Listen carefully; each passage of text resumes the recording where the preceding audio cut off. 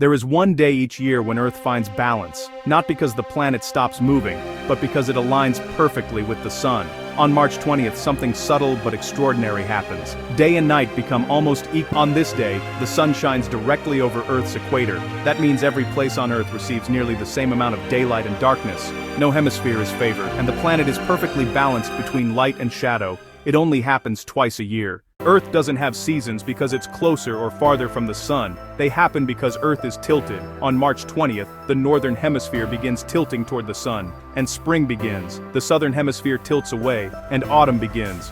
From this moment on, days grow longer in the north, and nights grow longer in the south.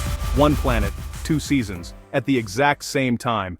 Long before modern science, people noticed this day. Ancient civilizations built monuments aligned with the equinox. To them, the equinox wasn't just astronomy. It was a signal to plant crops, to prepare for warmer days, and to celebrate renewal and balance. They watched the sky because their lives depended on it. On March 20th, something feels different, even if you don't realize why. The sun rises almost due east and sets almost due west. Shadows behave differently. The light feels evenly spread. For one day, Earth isn't leaning toward light or darkness, it's perfectly poised between the two.